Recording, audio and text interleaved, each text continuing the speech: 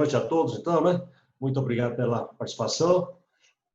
Como sempre, né, gostaria de agradecer a todos que estão lutando aí contra a Covid-19, né? Nessa época de pandemia, pessoal dos hospitais, os trabalhadores, empresários, né? Todos que estão lutando pela vida dos outros, pela própria sobrevivência, né?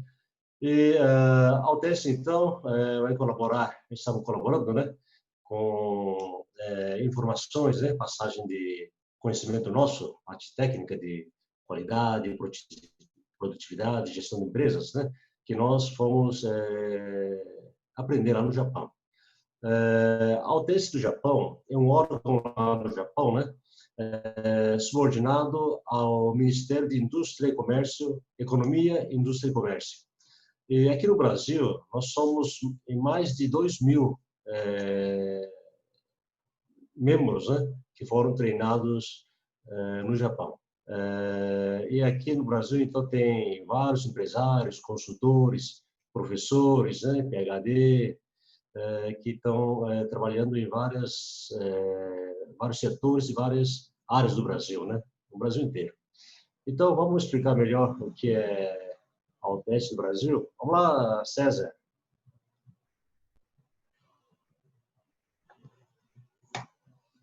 Bom, isso aqui, então, nós temos palestra do César Enoch e Inácio Shibata hoje.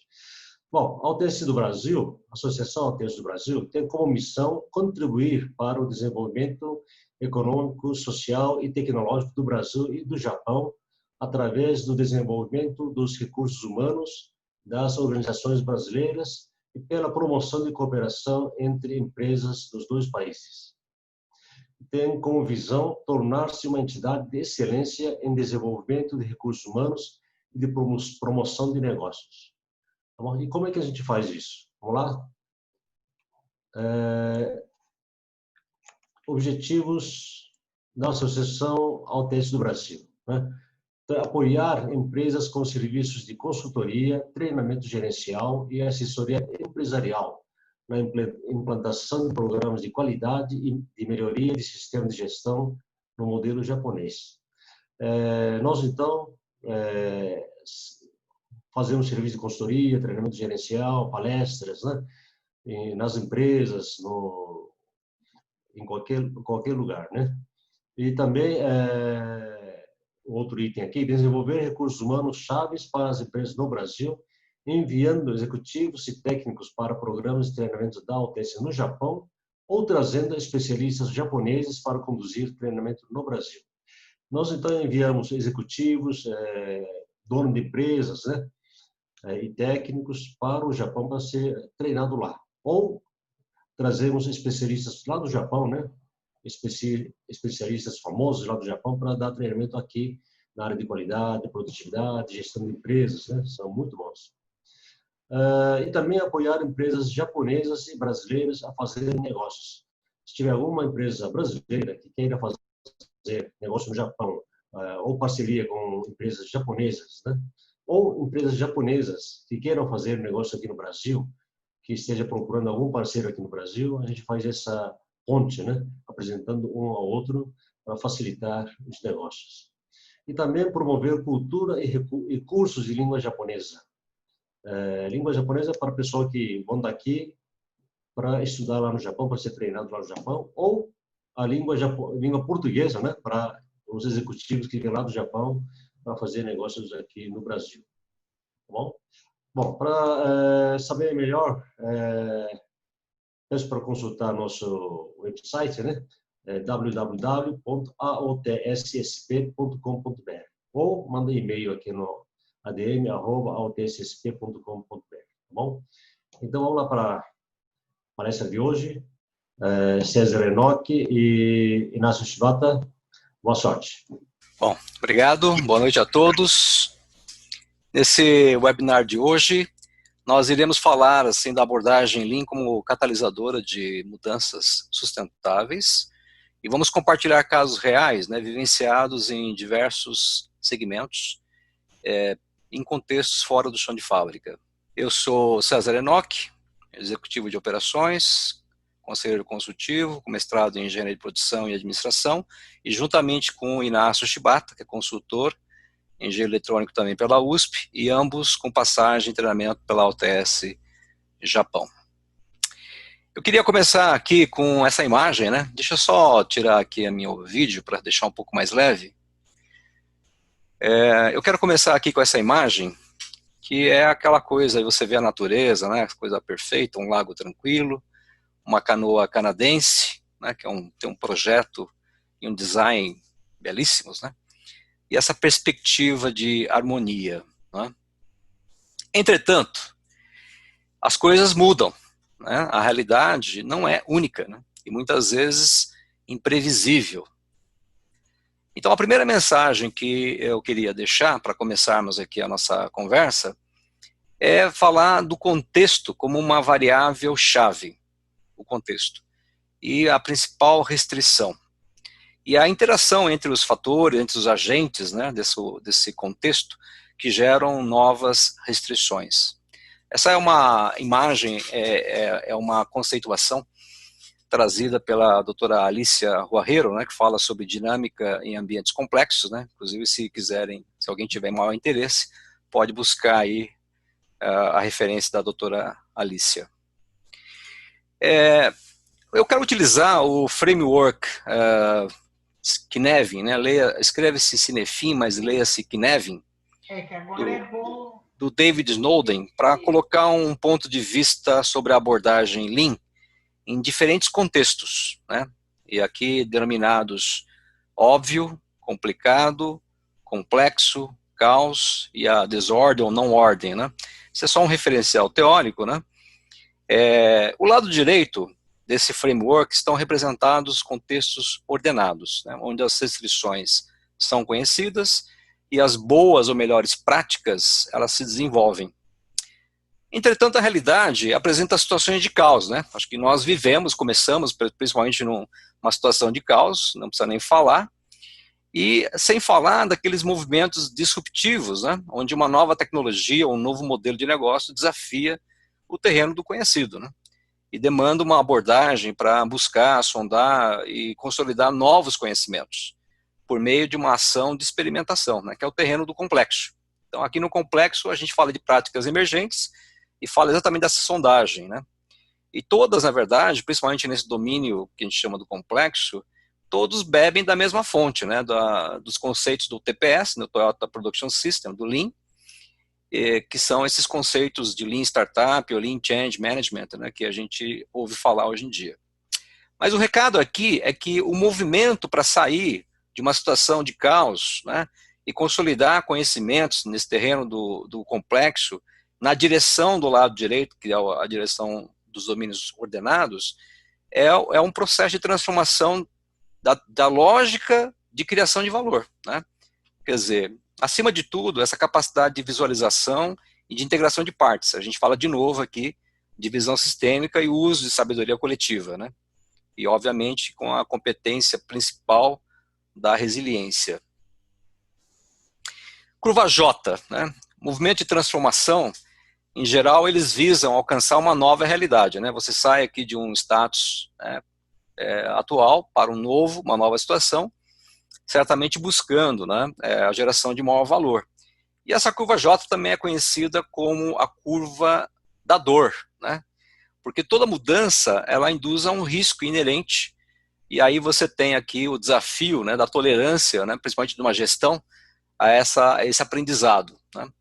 E a gente fala, obviamente, que pode se dar através dos processos, né, de evoluções, ou processo evolucionário, né, de melhorias contínuas, né, que é o próprio Kaizen, ou através de processos mais inovadores, mais breakthrough ou revolucionários, que são os chamados Kaikaku, né? Mas de uma forma ou de outra, você aqui no shape, no perfil dessa curva, você vê naturalmente uma similaridade, né? De vários J's ou um Jzão, independentemente, pode estar surgindo, emergindo de uma ação ou de outra, e você tem aqui no Lean, na verdade, uma abordagem que permite você fazer essa gestão, né, através, né, ou de um Kaizen ou através de um Kaikaku. Como diria o Peter Drucker, né, a cultura de uma organização, ela come a estratégia pelo café da manhã, né, ou o plano estratégico, né. A mudança não tem como evitar, especialmente em tempos onde a capacidade de execução e o timing, né, são os principais fatores críticos de sucesso. Aqui eu quero deixar um paralelo para poder fazer essa comparação entre uma abordagem mais clássica de gestão de mudança e uma gestão de mudança mais baseada nos princípios do Lean, né? Enquanto você fala assim de um processo mais prescritivo, em cima de bases já de conhecimentos estabelecidos, né? Buscando, obviamente, né, a solução de alguns problemas, você vai por uma situação, por uma realidade onde é necessário provocar insights, né? Você tem um processo de feedback adaptativo e processo adaptativo e, portanto, baseado muito em experimentação. A frase-chave aqui são mudanças mínimas viáveis, né? Não que seja maior ou menor em tamanho, mas de você poder fazer aqui uma definição, né? Objetivar, né? Mudanças que possam trazer exatamente para cada vez mais um processo escalável, né? A questão de fazer essa orquestração, né, dessas mudanças e reiterando, né, a captura e a agregação de valor independentemente de onde você parte, né? E o pensamento enxuto, no fundo, né, ele tem como premissa a geração de valor. E aqui eu só quero deixar claro que valor não é unidimensional, né? Embora a gente fale sempre que é valor na perspectiva do cliente, mas o valor em si, ele atende minimamente, né, não só o cliente, como também os investidores, os stakeholders, ao capital, à remuneração do capital, né? Então ele tem aqui uma bidimensionalidade, se não for uma multidimensionalidade, né? E obviamente que a gente está falando aqui de uma lógica de geração de valor, né, na medida que a gente fala de transformação, né? Então essa é a reflexão que eu quero colocar aqui para você. Algumas tendências e fatos, né, são inegáveis, né? A gente sabe muito bem que a urbanização já é um processo aí que vem ocorrendo, a questão do envelhecimento da população, a questão do aumento de demanda por energia, a nanotecnologia ou as novas tecnologias, e vai trazendo aqui a questão de desafios, né, quanto à questão do capital intelectual, a questão da segurança, a questão da privacidade, cada vez mais ainda, a questão da mudança dos modelos de produção, né, a própria desintermediação ou a desregulamentação, né, e tudo isso no centro, né, as pessoas, nós, né, sendo cada vez mais capazes, né, flexíveis e terem mais resiliência, né, que foi muito bem explorado aí nas apresentações anteriores. E como diria o Charles Darwin, né, não é o mais forte nem o mais inteligente, né, mas é aquele que consegue se adaptar e ser mais responsivo às mudanças, né, que vai sobreviver, tá certo? Então, com isso eu queria passar o bastão para o Inácio. Bom, boa noite a todos. Na década de 50, quando a Toyota iniciou o processo de expansão, ela tinha como um desafio mostrar que as empresas japonesas seriam capazes de competirem no mercado internacional. Então, no processo de entrada no mercado americano, e isso está contado dentro da história dos 75 anos da Toyota, e eles tiveram vários desafios, e no contexto desse processo de entrada, eles trabalharam bastante a questão da estratégia evolutiva para poder capturar o aprendizado e rapidamente fazer o feedbacks. E isso também acabou gerando e concebendo o modelo também do Hoshinkanri, que os japoneses utilizam bastante. Agora, nessa mesma época, no final da década de 50, nasceu uma outra empresa chamada Kyocera, e Kyocera ela vem de duas palavras, o Kyoto, que é a cidade onde eles nasceram, e o Sara de cerâmica. Bom, a competência deles principal era na questão da cerâmica, como o próprio nome diz, mas o que está atrás do crescimento dessa empresa é bastante interessante no seguinte sentido. Elas tinham unidades de negócios quase que autônomos, e cada unidade de negócio tinha entre 5 a 50 pessoas, e o crescimento e a liberdade que se tinha era justamente através do quê? Essas equipes tinham autonomia para fazer o planejamento do desenvolvimento de negócios. E o objetivo final era estar muito próximo dos clientes, dos consumidores, e fazer um modelo de planejamento e de execução que estivesse muito próximo e bem alinhado com as necessidades dos clientes. O que tem também de interessante dentro desse modelo da Kyocera, ela trabalha um modelo de associações ou de aquisições de empresas, e o crescimento que ela busca não é só pelo crescimento orgânico, mas principalmente através de incorporações de empresas. Hoje, a agilidade na ponta é um dos pontos fundamentais dentro do processo que estamos vivendo, né? E muito do que acontece, nós não estamos mais conseguindo trabalhar fisicamente em contato com a ponta. E e o fato de não termos esse processo de comunicação fluida faz com que a necessidade de autonomia e de tomada de decisões rápidas na ponta seja um dos pontos fundamentais, e é uma característica que nós estamos vivendo hoje. Bom, o que é importante dentro desse contexto para lembrar para vocês? Dentro de um processo de planejamento estratégico, nós podemos ter diferentes abordagens, onde o processo tradicional é fazer tudo de acordo com a capacidade ou competência que tem dentro da empresa, mas existe uma outra visão bem diferente, que é trazer conhecimentos ou capacidades do lado de fora e aproveitar os recursos que existem para conseguir dar passos mais rápidos e atingir o resultado mais rápido. Porém, o grande ponto da Kyocera foi a questão da cultura.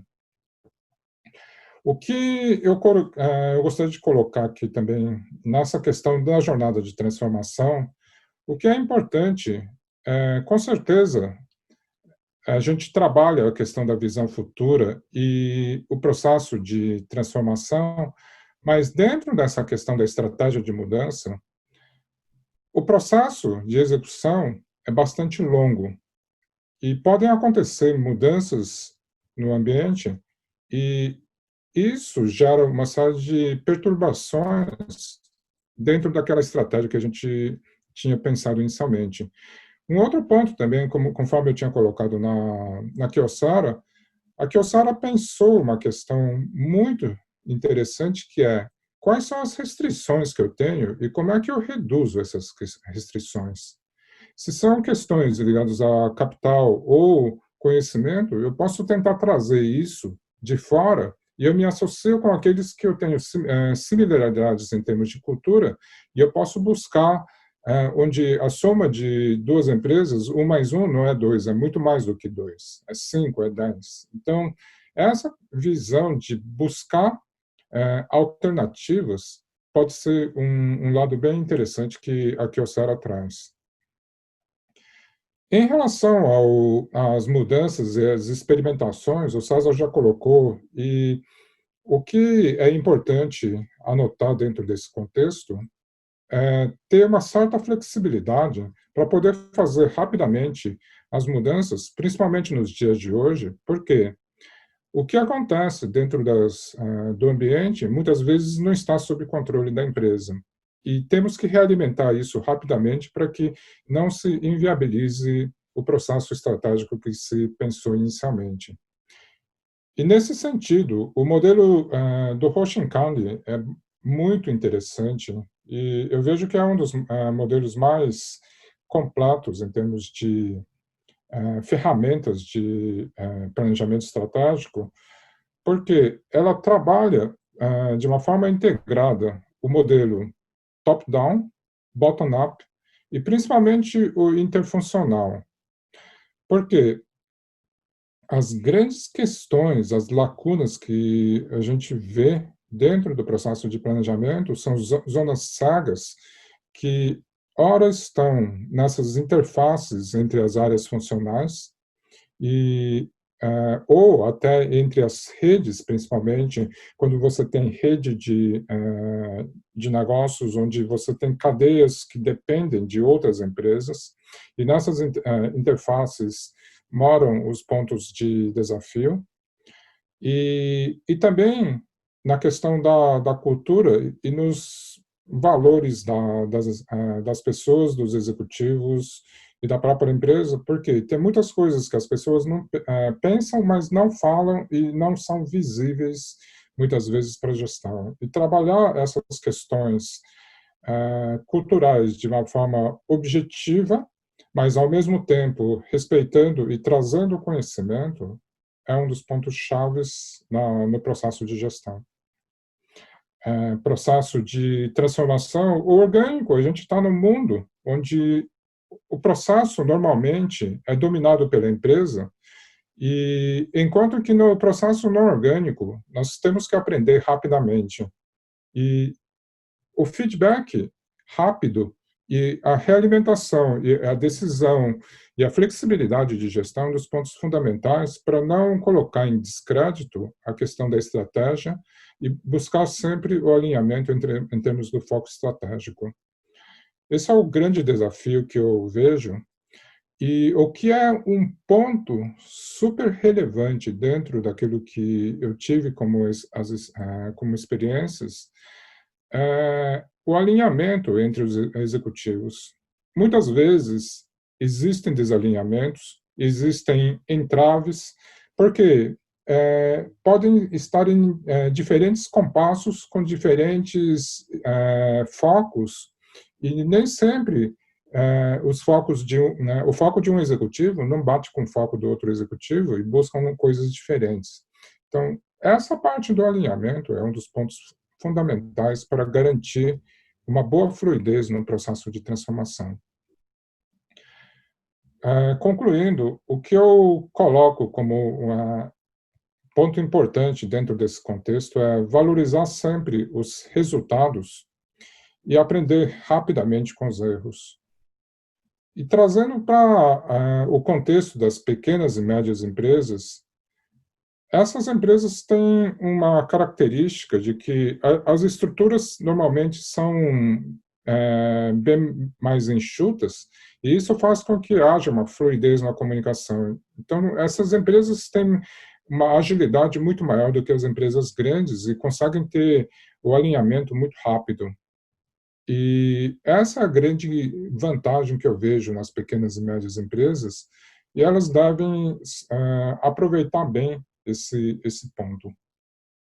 O processo de planejamento que existe aqui, no processo de sincronização entre o processo operacional que existe e a transformação, a realimentação da operação, e trazer os fatos e os dados que faz a conexão entre a operação corrente e a estratégia, é um dos pontos chaves, e o papel fundamental que tem os gestores, principalmente de média gestão, é um ponto relevante dentro do modelo, porque eles participam para fazer a conexão entre a visão operacional e a visão estratégica e fazer essa tradução.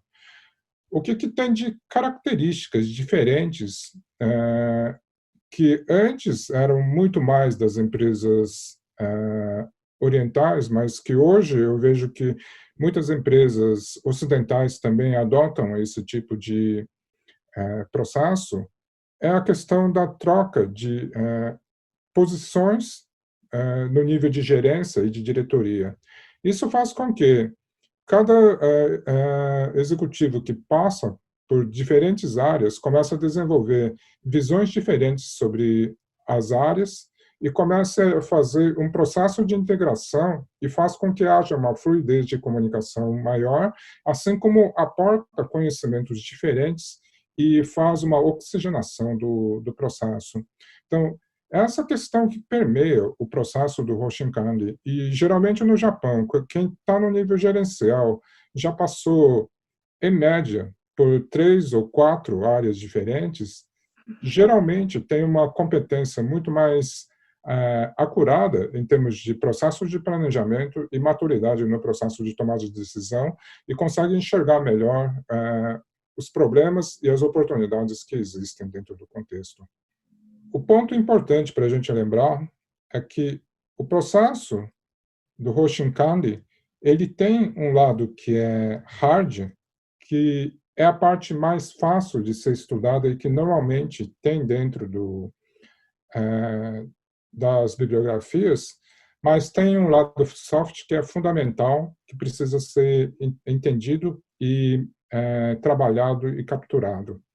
O desafio que eu vejo, que é o ponto principal dentro desse processo de planejamento, é transformar um planejamento como um hábito. Porque a partir do momento que a gente tem um hábito e temos o domínio, a gente esquece que tem o conhecimento e simplesmente faz. Os crescimentos que eu vi dentro dessas empresas, eu acabei classificando entre orgânico e não orgânico.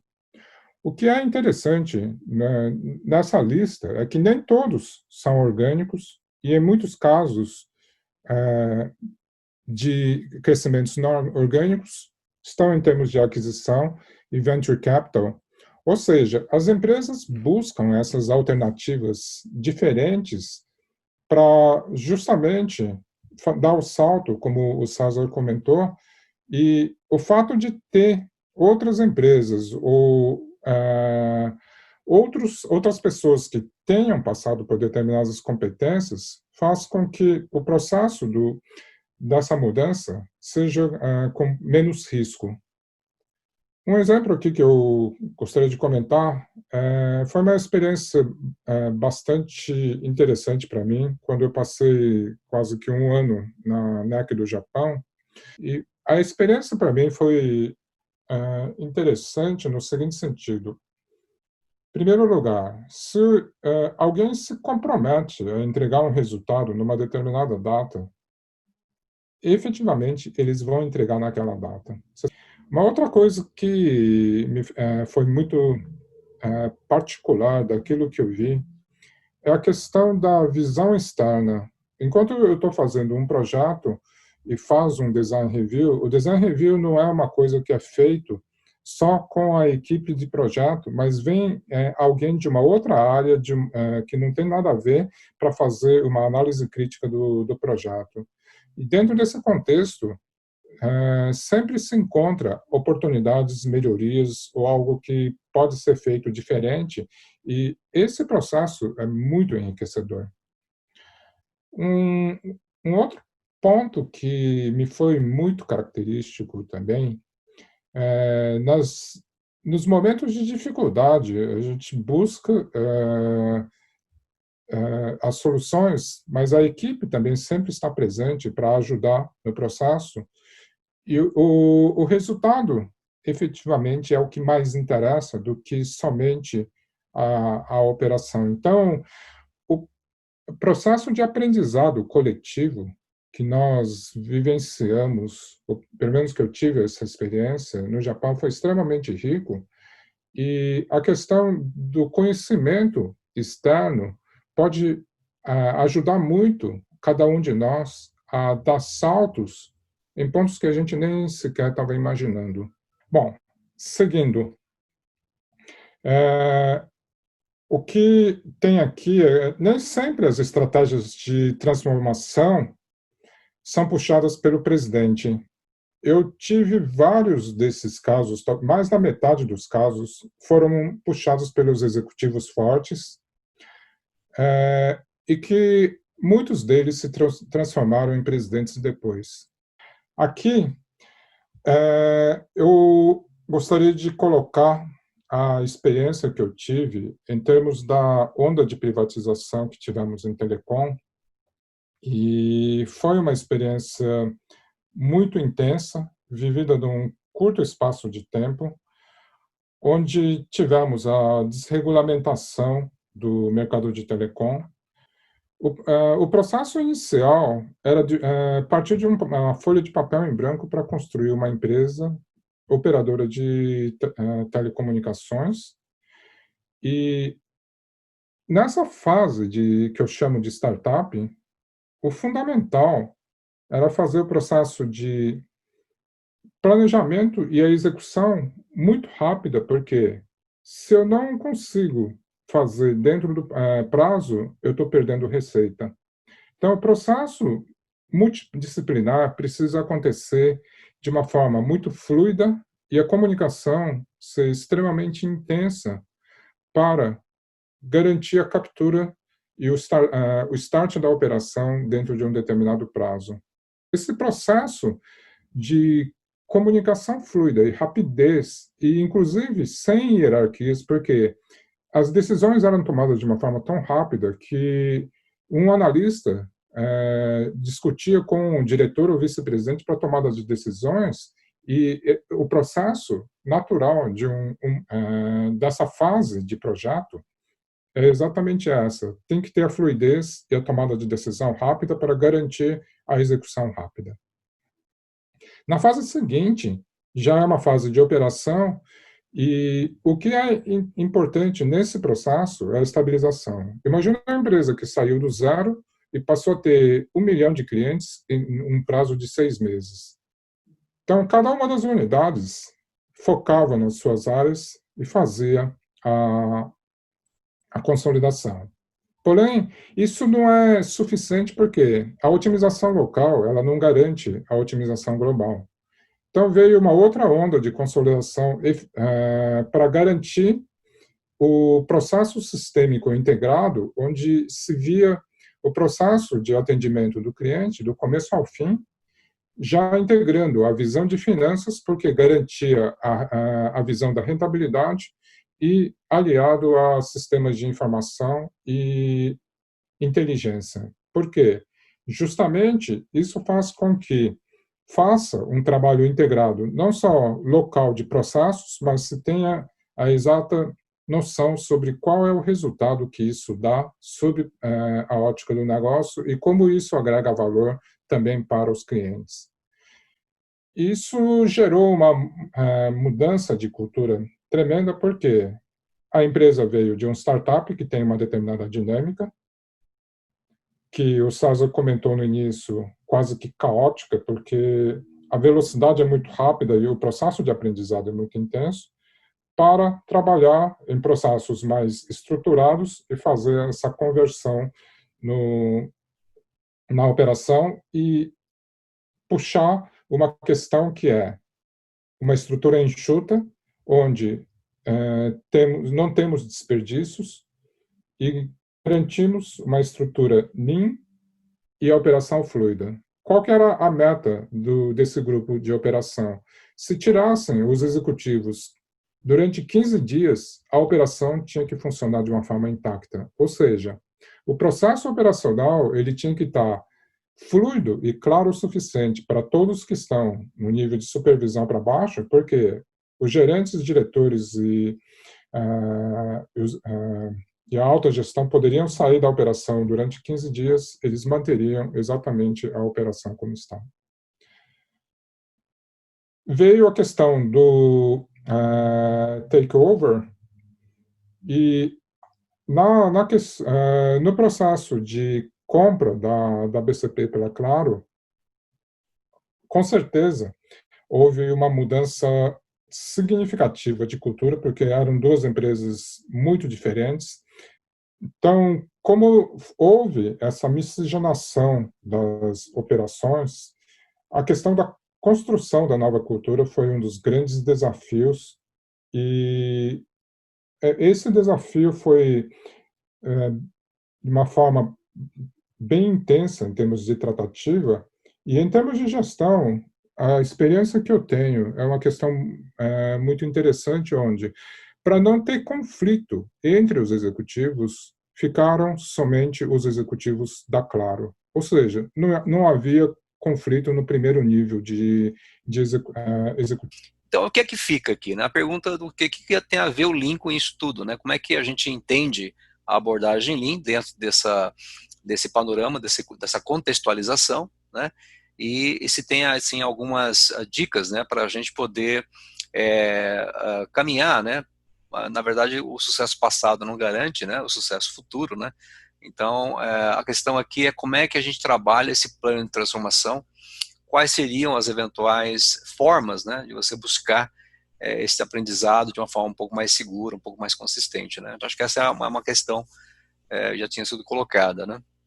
No primeiro momento, né, eu só queria completar, porque, assim, na verdade, existem várias técnicas, né, inclusive na parte de análise de cenários, né, existe o que se chama de retrospectiva, do future backwards, né, que é uma maneira de você construir cenários, né, imaginando aí o céu e o inferno, né, e aí você faz uma avaliação para trás, né, até o momento que você busca competências ou busca os chamados defining moments, né, do seu histórico, né, em termos de organização, em termos de negócio, né, e a partir dali você traça planos de ações para você fazer e promover uma eventual transformação. O que eu queria comentar agora é um pouco sobre o modelo de negócios e o que é a questão de pensar fora da caixa.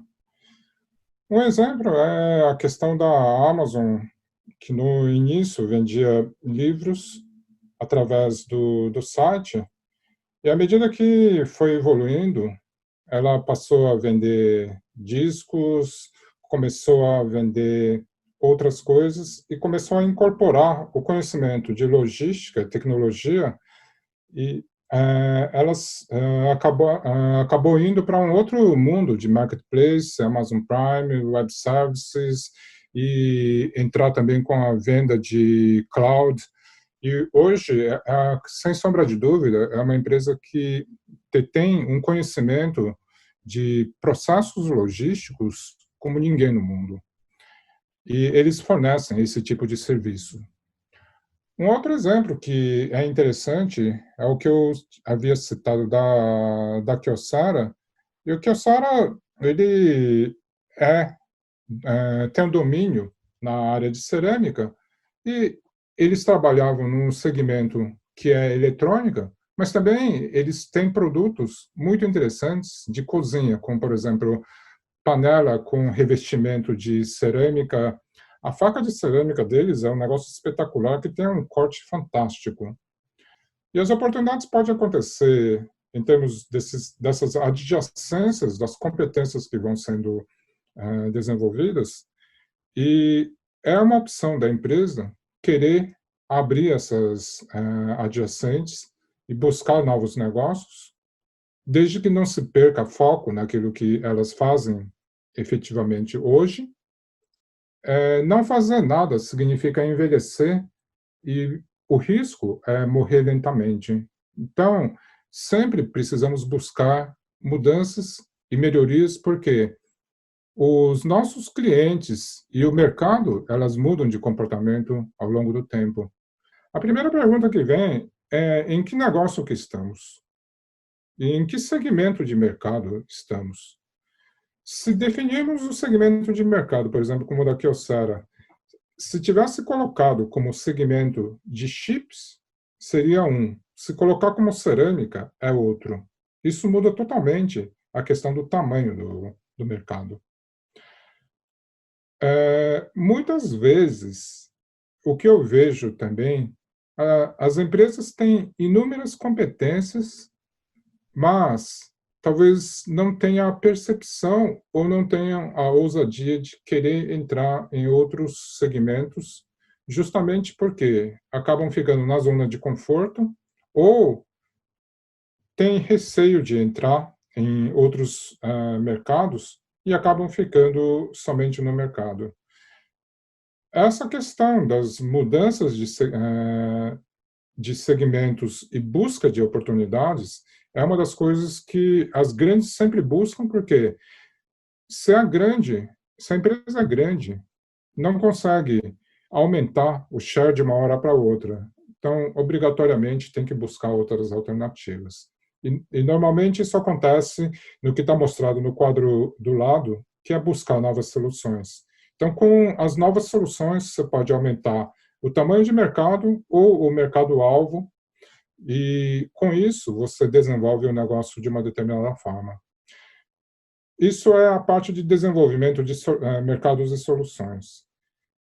Entrando na parte cinza de cobertura, funil e pedidos, as empresas normalmente têm uma determinada cobertura geográfica e um processo de funil de vendas e os pedidos que acabam desembocando para a empresa.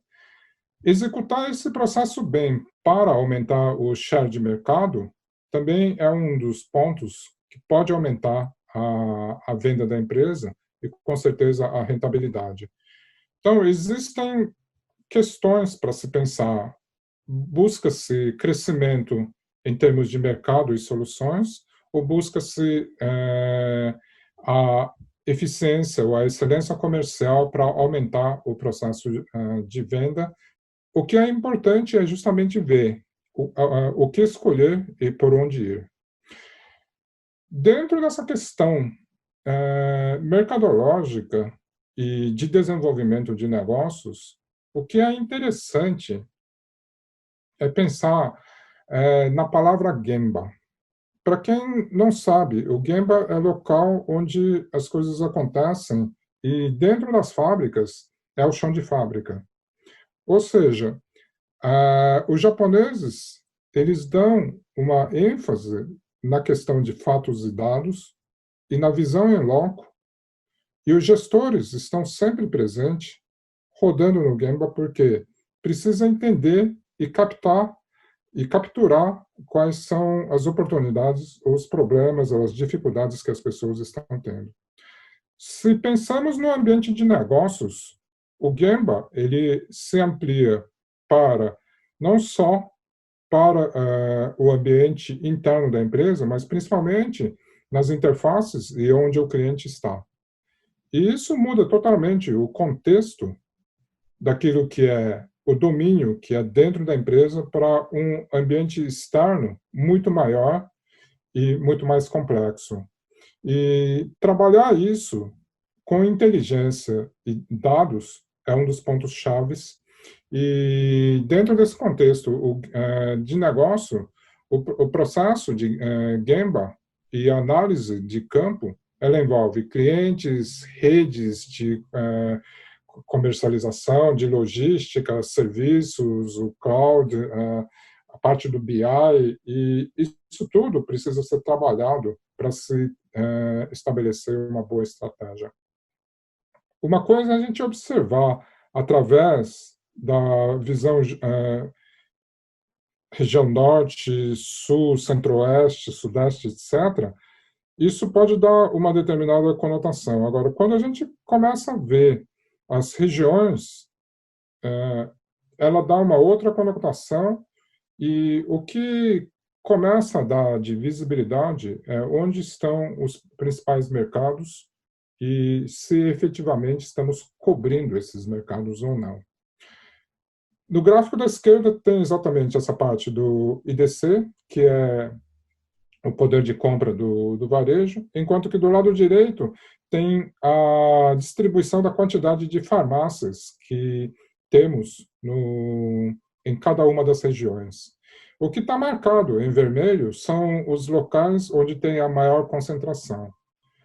O que é interessante quando a gente começa a olhar essas questões, existem alguns bolsões que nem sempre são aqueles que a gente pensa que são as grandes oportunidades.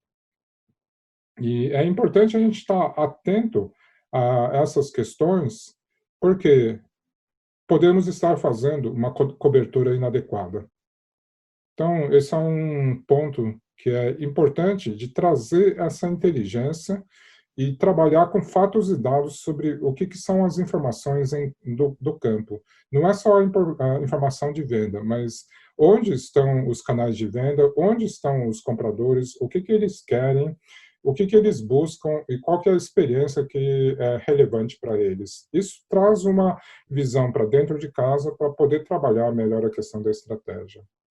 Assim como num processo tradicional de planejamento, é importante entender, em primeiro momento, o que é a estratégia de mercado, o que nós queremos e ter essa visão do Gemba, essa percepção do cliente, o que temos de concorrentes e trabalhar um conjunto de informações que trazem para nós os elementos de decisões do porquê devemos estar em determinados locais e por que não devemos buscar outros. E, uma vez tendo essa visão do mercado, vamos para definir o que esses mercados querem e como é que a gente depois trabalhar no processo de como a gente vai chegar nesses mercados.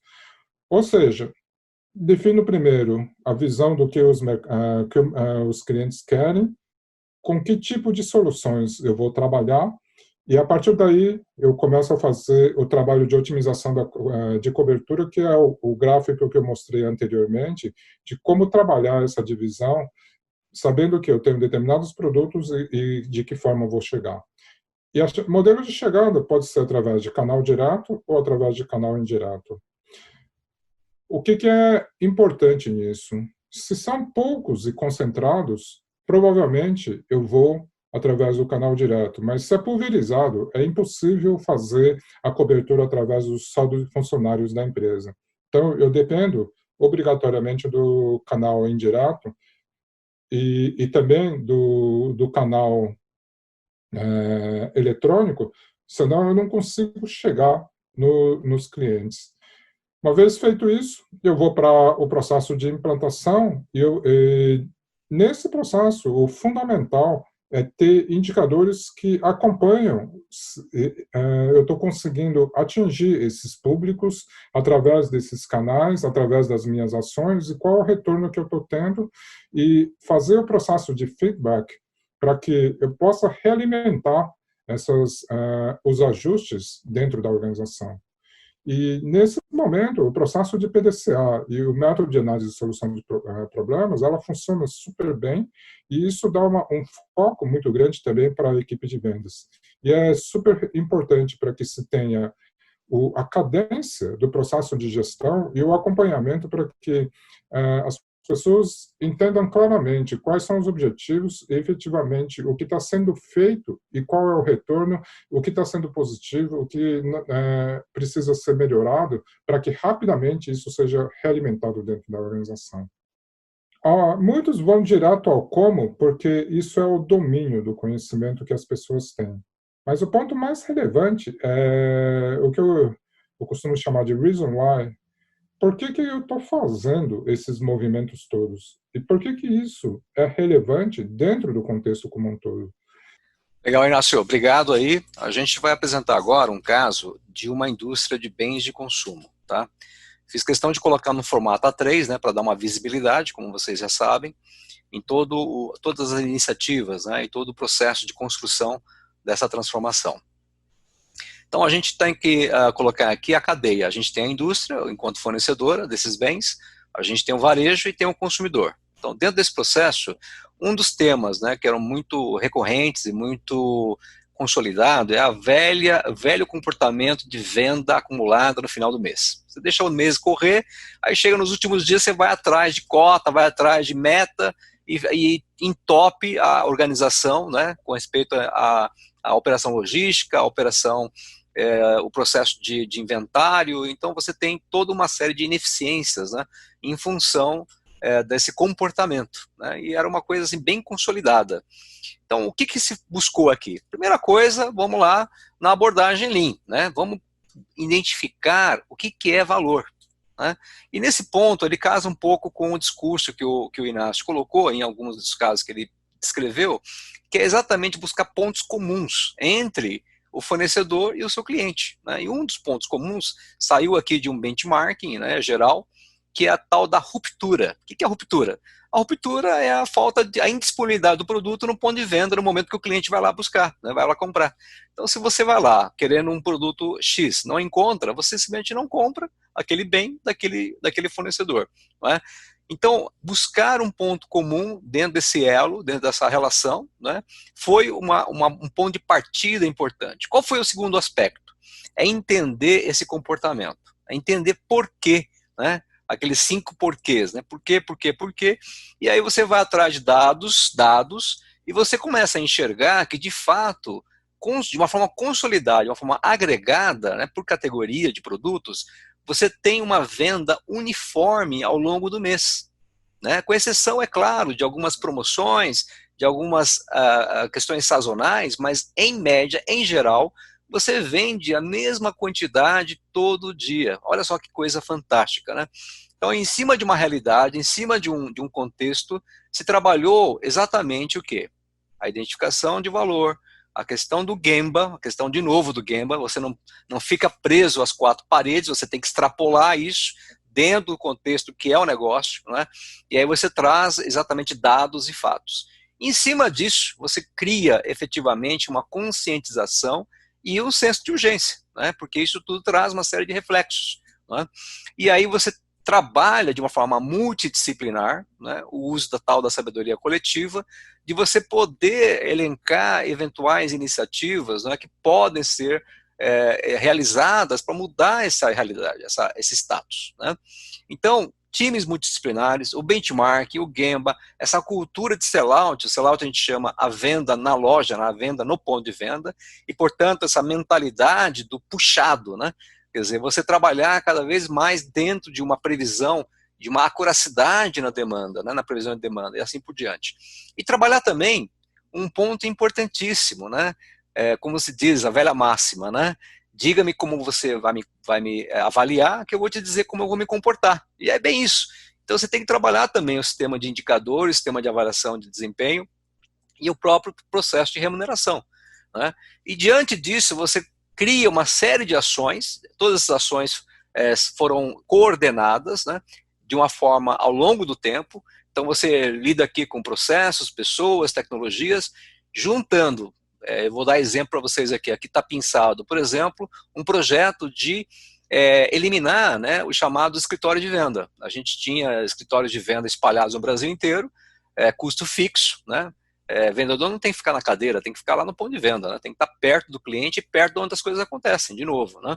Então, para você permitir isso, o que você teve que fazer? Teve que investir num sistema em que as coisas todas, todos os dados, todas as informações estivessem na ponta dos dedos, né? Então, você acaba trabalhando com um ferramental de sistemas para que você pudesse ter, vamos chamar assim, a flexibilidade do nosso gestor de contas, né? Não é mais vendedor, um assessor, um gestor de contas, próximo do cliente, próximo dos pontos de venda, não é? Então, todo esse processo de fechamento de filial, mobilização de sistemas, não é? E você trabalhar com uma revisão do processo de remuneração, né? Encurtar ciclos, né? Você não trabalhar mais em ciclos mensais, mas trabalhar em ciclos semanais, né, de planejamento, de previsão, trabalhar um sistema de indicadores. Aqui nós estamos falando dentro de uma visão de balance scorecard, né, mas obviamente que isso também está rebatido dentro do Hoshinkane, que o Inácio também citou. E aí, por fim, resultado. E quando você tem um resultado, existe a celebração do resultado e o reconhecimento. E esse é um processo, não é, que é importante para você poder alimentar, vamos chamar assim, toda essa mudança, né? E ao longo dos anos, aqui vocês veem um gráfico de um dos indicadores que foi pensado aqui, que é o chamado nível de inventário, que fica aí dentro do chamado da cadeia de distribuição. Então você partia lá, vamos imaginar, de 100, você bateu pela metade só no processo no primeiro momento de um primeiro projeto, né? E assim, ao longo dos anos, foram feitos vários ciclos kaizens, né, vários ciclos de melhorias, de pessoas partindo de áreas e pessoas diferentes, não é só de uma única área, né, de forma que você vê aqui o que se chama de uma consolidação de uma nova cultura, né?